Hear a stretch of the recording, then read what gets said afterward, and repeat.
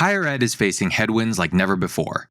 And with internal teams leaner than ever, you need outside help that knows what you do and can plug into your operations to help in any way you need. From enrollment analysis and support, to bold, brand-driven creative and elite user-focused strategies, Electric Kite can help. So yeah, it's getting windy out there. But that's okay, because kites rise against the wind. Visit electrickite.com to learn more. Hello and welcome to the Trusted Voices podcast. I'm Teresa Valerio Parrott alongside Erin Hennessy, and in each episode we discuss the latest news and biggest issues facing higher education leaders through a communications lens. For these conversations, we're often joined by a guest who shares their own experiences and perspectives. But we also make time for one-on-one conversations about what we're seeing, hearing, and thinking. Trusted Voices is produced by Volt, the go-to news source for higher education leaders and decision makers. Remember to visit Volt at voltedu.com and subscribe to Trusted Voices on Apple Podcasts, Spotify, YouTube, or wherever you get your podcasts to make sure you never miss an episode. It's season 4. I just shouted in everybody's ears. 4. That's a hell of a way to start the new season. Sorry. You start shouting, I start with a colorful language. Hi, everybody. Welcome to season 4. Welcome to season 4. We're super excited that Taylor Swift is here to reveal the cover art for her 12th studio album. It seems like that's the perfect way to kick off the season, as well as talking about higher education. Yes. Merry Taylor Swift Miss Eve. To always celebrate. Also, I'm hearing everywhere I go, everybody is so excited that their kids are going back to school. So I don't know what happened to everybody's summer and what happened within their families, but if you have children going back and you are celebrating, congratulations to you. Yes, decidedly. It's so funny to think about people going back to school because we're still a good 3 weeks out here on the East Coast. Oh, school started for some of our schools yesterday and for others start tomorrow. So we are right in the thick of it. And you still have summer vacation, but I've already had summer vacation. Yes, I have 4 sleeps. Yeah, until you go. Like our choices of summer vacations perfectly exemplify the two of us. So do you want to tell everybody where you're going? Yes, and for those who might see a video snippet, I'm wearing my favorite Stone Harbor t-shirt today because starting when you are listening to this, most likely, I will be in my beloved Stone Harbor on the Jersey Shore. I will be hopefully elbows deep in my tote bag full of books and not thinking about higher ed for 2 whole weeks. Yes. And this summer, I went to Italy and was a tourist for a week and then spent a week hiking the Dolomites, doing some really serious hiking and some serious elevation gains this summer. So I feel like each of our summers and our vacations represented us very well. I wore my Fight for Higher Ed t-shirts, as I'm wearing right now, almost every day of those hikes. So had many layers on over those, but my husband was laughing that I had so many different options for my Fight for Higher Ed t-shirts. And I represented those for the Italians to see that I still was fighting the good cause in the Dolomites. So there you go.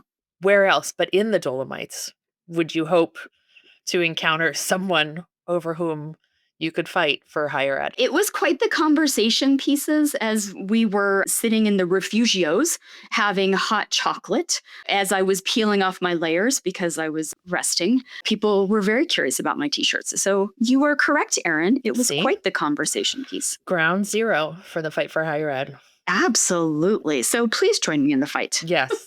So now that we've completed our What Did I Do on Summer Vacation essays, yes, we are back with season 4. We're super excited about it. Can't believe people still listen to us, and we got good feedback this summer. People really enjoyed this past season, and we are so thankful that everybody joined us. Yes, and we have, I think, some really exciting guests coming up this season. We're going to stick with our format of alternating back and forth mostly with guests and one-on-one episodes. The other thing, we don't do resolutions. No, we don't. Discussed, but the other thing that we have talked about and want to make sure that we hold ourselves accountable around is, while we're going to Promise? Is it a promise? an intention, our intention. An accountability measure. How's that? Yes. An accountability measure. It sounds a little aggressive, but that's very me. Keep going.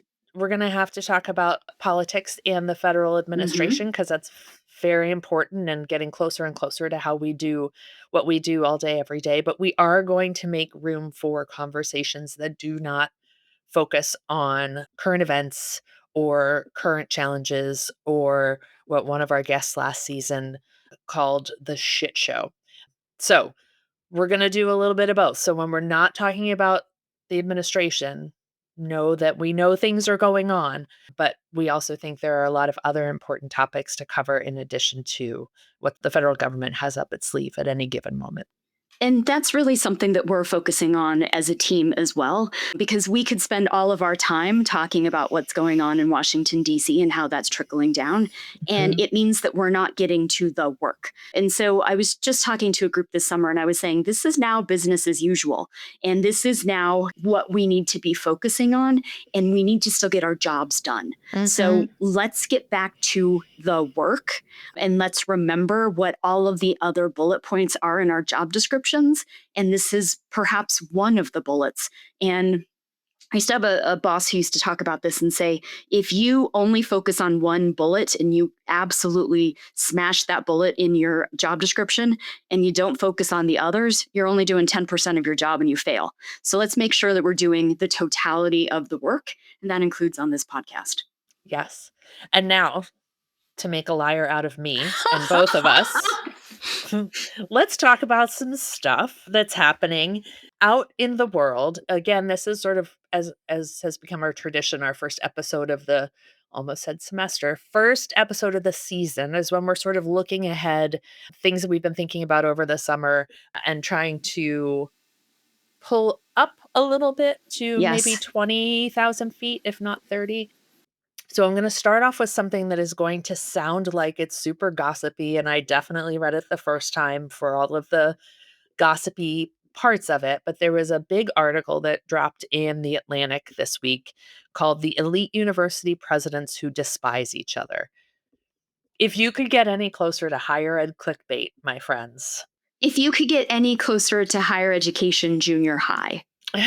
Yes, in many ways. But what I think is really important about this piece, and it appears sort of toward the bottom of it, is this piece sort of talks about a conversation that happened at a meeting of the Association of American Universities, which are the top 71 research institutions in the country and Canada.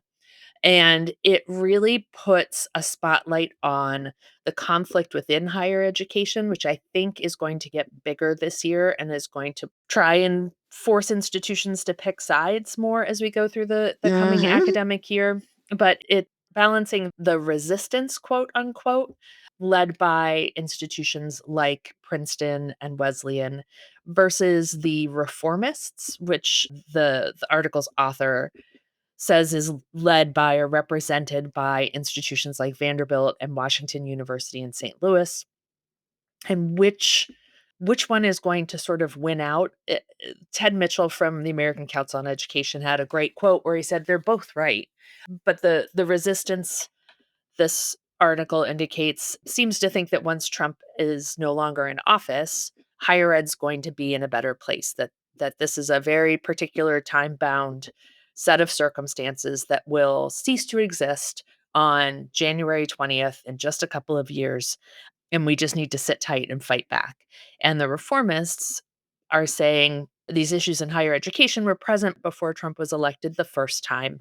And unless higher education takes seriously the valid critiques and moves to address those, we're going to continue to see trust in higher education, plummeting perception of our value rather, and plummeting perception of whether or not college is a good thing for people, the country, society as a whole. So it's a really interesting article. I give Rick Seltzer credit for putting it in front of my eyes yesterday. Tress, I know you read it. What were you thinking? So Rick also shared it with me, and I also got it from a couple of other reporters and colleagues. I think I'm going to go back a couple of clicks as well. The session that this article comes from was a president's only session. So one of the things that I want to note is that there is a betrayal of trust among presidents that this landed in the lap of a reporter.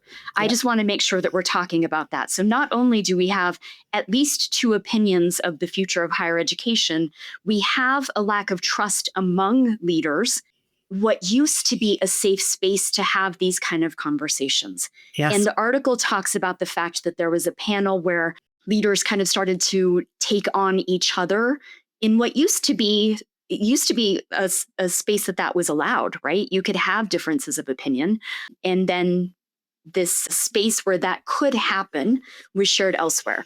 Mhm. Start there because I think that is a bigger conversation for us to have, because it's not just that we have two opinions about the future of higher education. We also have a new set of standards and of ways in which we participate with each other, in addition to how we think about the industry. I'm actually more worried about the former than the latter. Because if we aren't even on the same page about how we can operate as colleagues, then I'm that much more concerned about how we're going to work together as we try to muddle through these two different approaches. Yes. And, well, it used to be, sorry, go ahead. Well, and I think it's fascinating. Ted Mitchell, who we had on the podcast, and I'm so grateful that he joined us, talked about the muddy middle of institutions in higher education. And I was kind of struck by that, because that we're going to start separating out different types and spheres of institutions. Also feels like we're starting to create haves and have-nots. And that makes me very nervous at a time when I think, and I know I'm an optimist and many times a Pollyanna, when I think we should be coming together. So all of the different stratifications that we're talking about and a time and a place where we can't trust each other makes me that much more nervous for the next 3.5 years, because we're only 6 months into this administration. Yeah. It used to be the golden rule in higher education that you never publicly criticized colleague institutions, colleague leaders. Correct. I still abide by that rule as much as I can. And I am really surprised that Ted Mitchell commented for that piece, because I'm surprised it got leaked, and I'm surprised that there was a comment, both.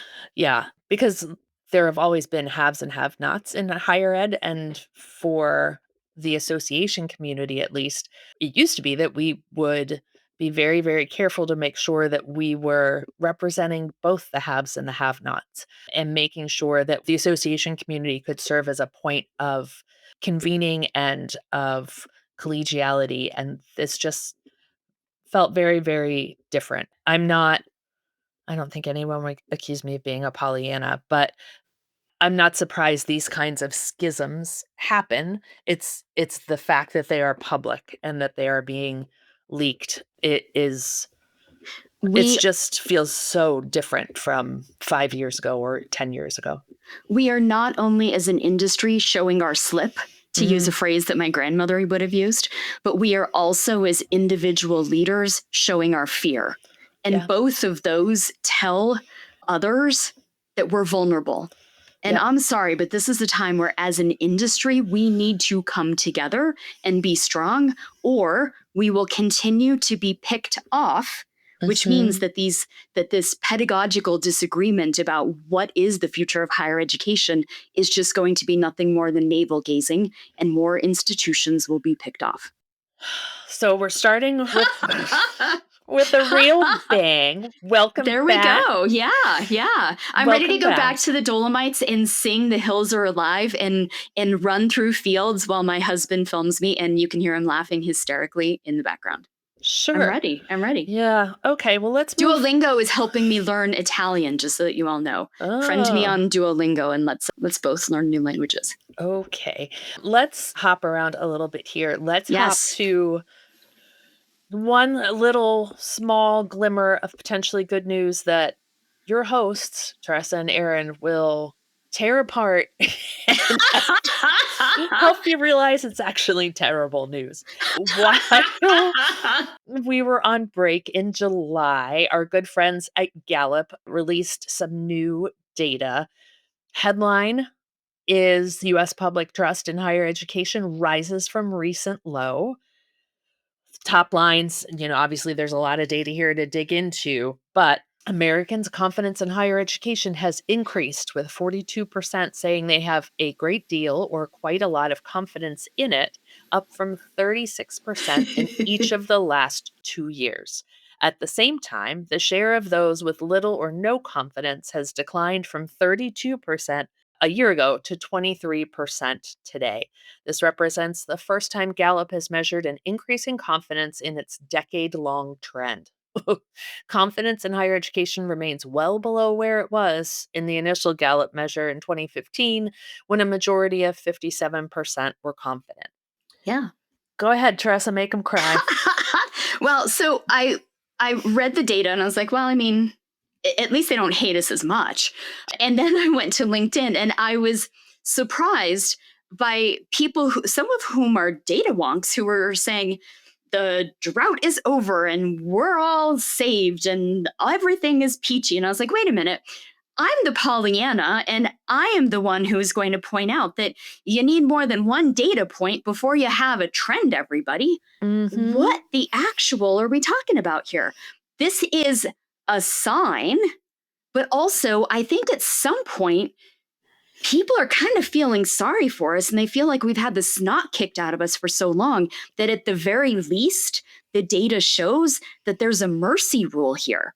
And that's how I really took it, is that at the very, very least, let's see what next year's data says, and Mhm. let's dig into this a little bit deeper, because I kind of feel like I live in Colorado.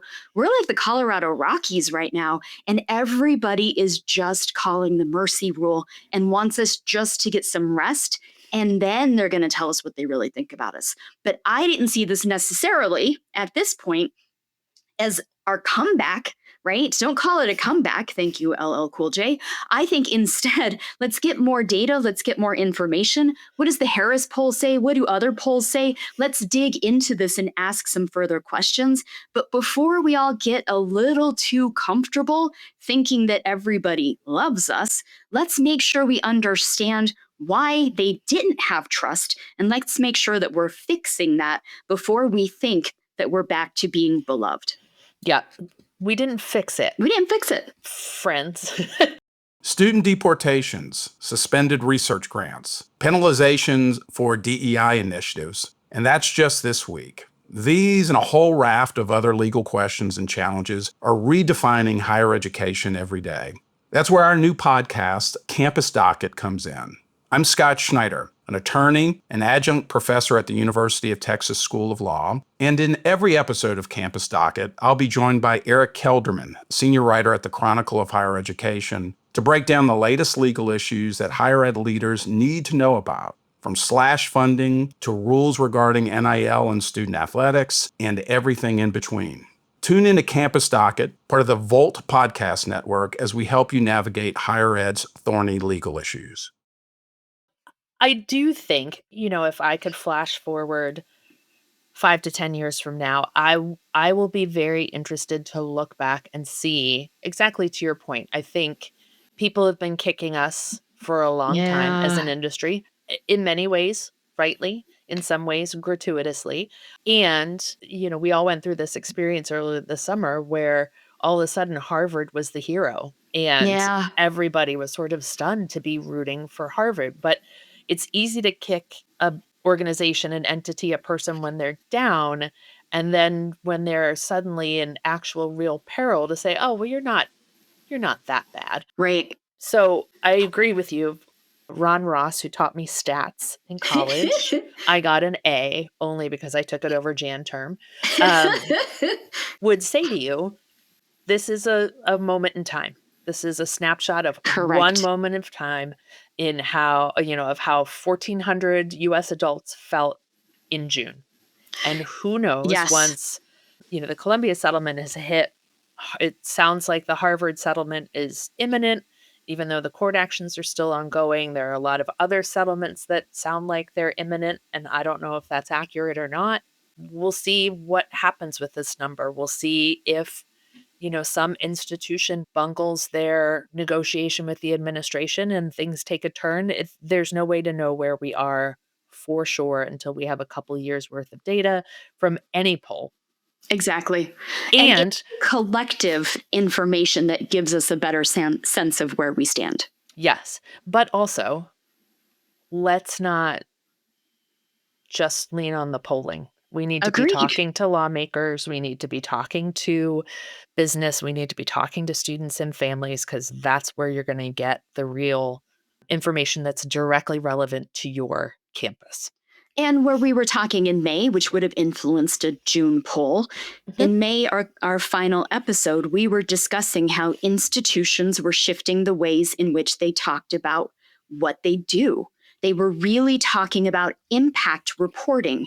What is the impact they have on the daily lives of individuals? They were no longer just talking about activity and what they wanted to push at people.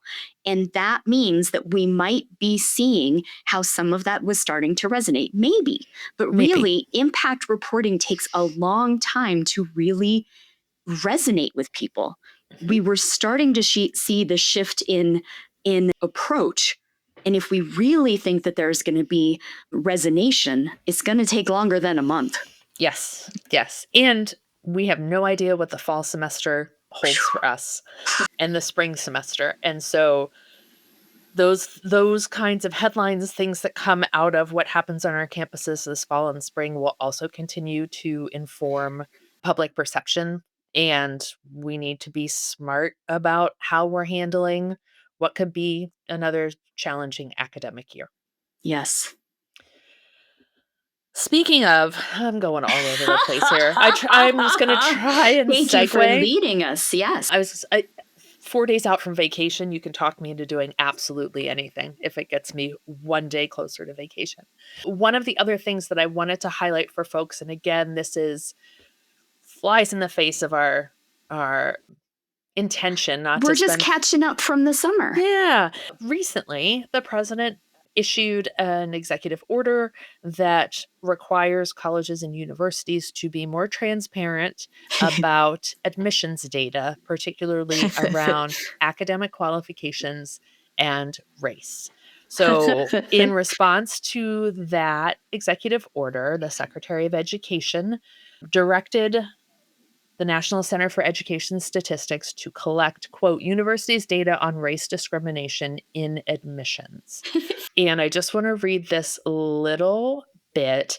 As part of their regular data reporting process, institutions of higher education will now have to report data disaggregated by race and sex relating to their applicant pool, admitted cohort, and enrolled cohort at the undergraduate level and for specific graduate and professional programs.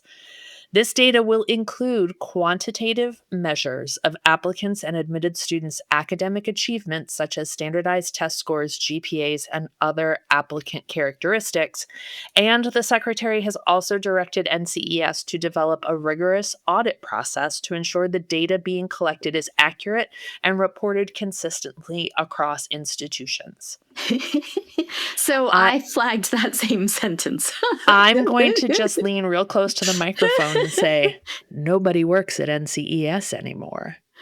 So that's why I flagged it, because if they have been directed to develop a rigorous audit process, that means that they're going to have somebody do it for them, right? Yeah. Somebody is going to have to be contracted to do this. Correct. What do we all think that means? So please, to our producers, keep all of my sighs in while Erin was reading that language, because the reality is most of this data has already been collected. Y'all have this. It's part of the common data sets, but the common data sets haven't been encouraged for the past few months. So this data exists. The difference is now there's nobody there, because y'all laid them off, to actually do anything with it. So help me understand and balance what your goals really are. Because you could have actually not just developed a rigorous audit process, but used the audit process that you already had. Because the data was being collected, it was accurate because people had to sign off on this, and it was being reported consistently across institutions. I'm unclear what we're trying to accomplish now, besides something that is performative. Right. Well, and it sort of goes back to the conversation when these cuts at Department of Ed and other agencies were initially announced. It's simply breaking it with no regard for how the system actually works and could be shifted to pursue the president's policy goals. They just wanted to fire people. This would be a perfect item for someone to email to Doge to look into, because now the development of a rigorous audit process is going to be expensive.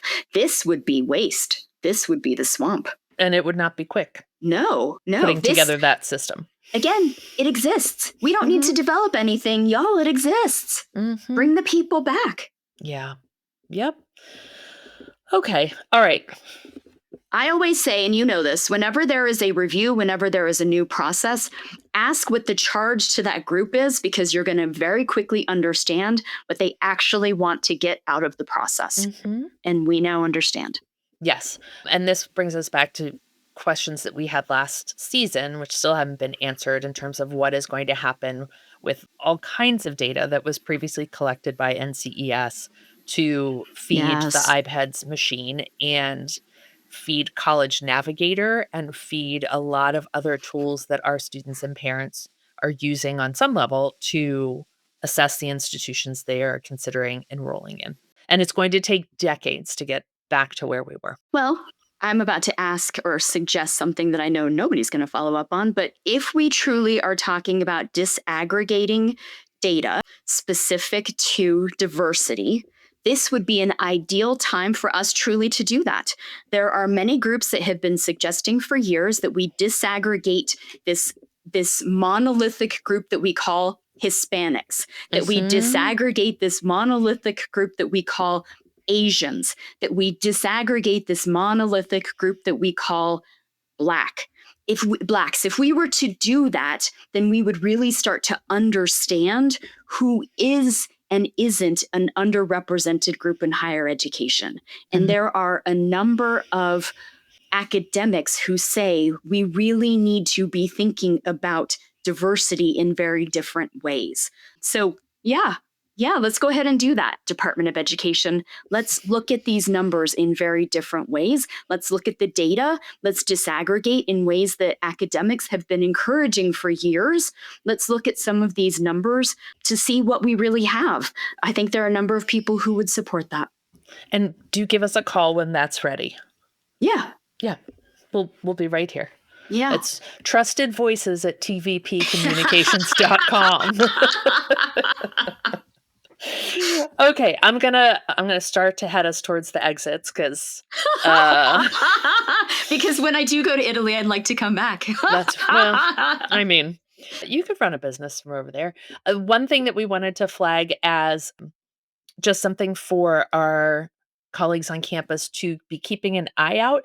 There's an organization called Indivisible, which is a progressive activist organization. Spent a lot of time the last 6 months organizing protests against Tesla dealerships, and they have voter registration pushes and all kinds of stuff. But something that they are doing caught my eye the other day, because they are now asking students to help them target elite institutions that are, quote, caving to Trump's authoritarian demands, end quote. And there is a link in the show notes that takes you to the landing page for this campaign. It talks about Columbia settlement, Penn, Harvard, Brown. And really, I thought this was interesting because it is shifting the focus from the administration to the institutions and encouraging students, alumni, parents, grandparents, faculty members, or donors to reach out to universities, the universities with which they're affiliated, to tell them, quote, do not enter into any deal with the Trump administration, don't enforce policies that discriminate against trans students, don't turn internal records for political purposes, and do not silence student dissent under the guise of neutrality. There is a template email, a call script. So I don't know how much energy this will attract and how many phone calls and emails this will drive, but I did think it was interesting to see that the shift is happening where now universities are, to our earlier conversation, maybe not necessarily just the victim. They are now being targeted as complicit in Mhm. the Trump administration's attacks on higher ed. And that's going to be an interesting thing to consider as we have students back on campus and we're looking at potential protests, sit-ins, teach-ins, and other kind of coordinated activity. And I think this goes back to if you work on one of these campuses and you work, either you're a leader there or you work in marketing communications, you're in the C-suite, whatever that might be, thinking about how this also positions you and how you will need to work through this. Because for so many of these institutions, they entered into some of these because they thought they were getting out of the crosshairs, thought that this would move them towards being able to do their jobs. They thought maybe this would make them more agreeable to those on campus because they would no longer be under fire. And instead, they have moved to a place where they are even more vulnerable now with their own internal audiences. So think about what this means for you, what this might mean for your institution, psychologically, what this means for you as a leader, if you are in one of these spaces. Because I think so many leaders thought, okay, I can take a deep breath now because this is over. And it's not over. This is the next stage. And for many of these institutions, as we saw, there's a line in there that says, and we can come back at any time from the administration. So you're really on a dual vulnerability space here, right? Sure. With the administration and with your own internal audiences. So Yep. this is really us saying, take a look around, see where you are, see where your institution is. And this is a perfect time for some planning. And if you're not one of these institutions, there are 4,000 institutions that could be next. So do some planning, think about where you are with your audiences, think about where you are on many, many different fronts, because there, but by the grace. Yeah. Higher ed is transforming fast. Every day, new technologies, new trends, and new challenges emerge that are changing how higher ed marketers, enrollment professionals, and administrators do their jobs and redefining what higher education will look like tomorrow. We invite you to check out Higher Voltage, another podcast on the Volt Podcast Network, which explores the evolution of higher education that is happening right before our eyes. Hosted by our friend Kevin Tyler, a veteran of higher education marketing, the show also explores issues of access and equity in higher ed and strives to find answers to what higher education can and should be at its fairest and most practical. You can find Higher Voltage anywhere you listen to podcasts. One of the challenges I think that sort of comes out of this, and you're right, I think institutions thought if they achieved a settlement, that was going to be the end of the whole book. And as Yes, we're seeing, it's just the end of the chapter. But keeping in mind that these settlements and considering settlements is going to play differently with a variety of your internal audiences. And there will correct. be some of them who will push you to do more, as we talked about earlier, to stand up, to be part of the resistance. There are other audiences, perhaps older, more conservative, thinking about the donor audience in particular, who just want this to be over, get our names out of the paper. There's a lot to try and navigate in working through how you communicate about one of these settlements, the potential for a settlement, investigations from the federal government. It's going to be a really interesting academic year. Yes, I had a conversation with a reporter about this, and she anticipated that researchers at Columbia were going to be thrilled about the settlement. And I said, maybe, maybe not. And she said, why? And I said, because there is a shared governance component, should have been a shared governance component here that I'm not sure was lived. And if it wasn't lived, that really creates distrust between the administration and the faculty. And if it wasn't lived, that's a hell of a way to start the academic year. So maybe they were excited to have those research dollars reinstated, but with the potential for the administration to be able to come back, and with if shared governance wasn't lived, without that shared governance trust, you really are starting off the academic year saying, let's go ahead and not trust each other as we go into this academic year. That's tough. Yeah. And let's also think about where these settlement dollars are coming from. When you're paying $200 million to get $500 million, not a math major, but that $200 million needs to come from somewhere. You aren't waiting for the $500 million to come in and then writing a check out of that. So where are these dollars coming from, and how are you communicating your values as an institution when you decide where to take those settlement dollars from? Right. And it sounds like there's now negotiation, or at least the want of negotiation by the administration for the first public with UCLA. As a public, that value and values conversation is entirely different. Yes. And that really shifts some of the language and some of the approach. Yes. Oof. So buckle up, kids. Yes. It's going to be an interesting one. So please know we are going to do our best not to just make this a conversation about the administration, because we know you have other bullets in your job description, and so do we. Having said that, please send us your ideas, send us your thoughts, give us feedback. And Erin, have a fantastic time at the beach. Thank you. And Teresa? Yes. Don't call me. I promise. I'm going to go for a hike. Excellent.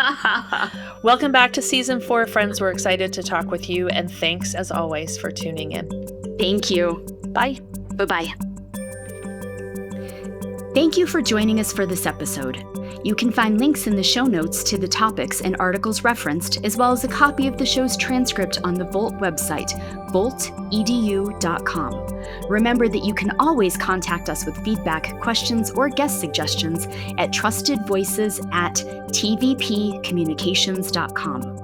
Follow Trusted Voices wherever you get your podcasts, and be sure to check out Higher Voltage and Campus Docket, the other podcasts on the Volt Network.